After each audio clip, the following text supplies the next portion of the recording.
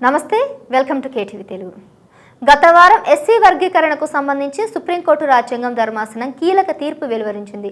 ఈ సందర్భంగా ఎస్సీ ఎస్టీలకు క్రిమి లేయర్ వర్తింపు విషయంలోనూ కొన్ని సూచనలు చేసింది.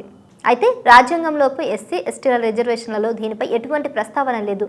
దీంతో కేంద్రం కూడా సుప్రీంకోర్టు సూచనలను పరిగణలోకి తీసుకురాదని తాజాగా నిర్ణయం తీసుకుంది. ఆ వర్గాలకు ఉపశమనం కూడా లభించింది. ఎస్సీ ఎస్టీలకు సంపన్న శ్రేణిని క్రిమిలేయర్ విషయంలో కేంద్ర ప్రభుత్వం కీలక ప్రకటన చేసింది. ఎస్సీ ఎస్టీల క్రిమిలేయర్ వర్తింపు చేయకూడదని శుక్రవారం జరిగిన కేంద్ర కేబినెట్ సమావేశంలో నిర్ణయించినట్లు తెలిసింది. ఈ విషయంలో సుప్రీంకోర్టు చేసిన సూచనలను పరిగణలోకి తీసుకురాదని నిర్ణయించినట్లు కూడా పేర్కొంది. ప్రధాని నరేంద్ర మోడీ అధ్యక్షతన జరిగిన మంత్రివర్గ సమావేశంలో విస్తృతంగా చర్చించి ఈ నిర్ణయం తీసుకున్నట్లు కేంద్ర సమాచార ప్రసార శాఖ మంత్రి అశ్విని వైష్ణవ్ వెల్లడించారు. ఎస్సీ రిజర్వేషన్ల వర్గీకరణ విషయంలోనూ సుప్రీంకోర్టు ఆగస్టు 1న తీర్పు ఇచ్చింది. ఇందులో ఎస్సీ ఎస్టీ రిజర్వేషన్లపై న్యాయస్థానం కొన్ని సూచనలు చేసింది.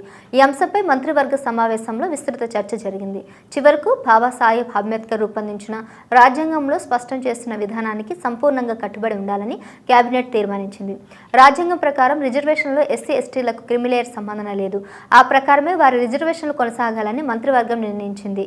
ఈ అంశాన్ని సామాజిక న్యాయస్థానం సాధికారత మంత్రి లేదా ప్రధాని నరేంద్ర మోడీ లేవనెత్తారా అనే ప్రశ్నకు అశ్విని వైష్ణవ్ బదిలిస్తూ కేబినెట్ ఏకగ్రీవ అభిప్రాయాన్ని చెప్పారు.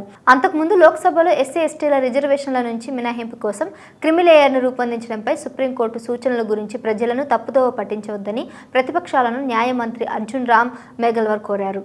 ఎస్సీ ఎస్టీ ఉపవర్గీకరణలో క్రిమిలేయర్ వర్తింపచేయడం అనేది సుప్రీంకోర్టు సూచనలు చేసింది.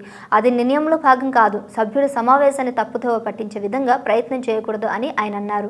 ఇదే అంశంపై శుక్రవారం సాయంత్రం తనను కలిసిన ఎస్సీ ఎస్టీ ఎంపీల ప్రతినిధుల బృందానికి సుప్రీంకోర్టు సూచనలు అమలు చేయబోతుందని ప్రధాని నరేంద్ర మోడీ హామీ ఇచ్చారు.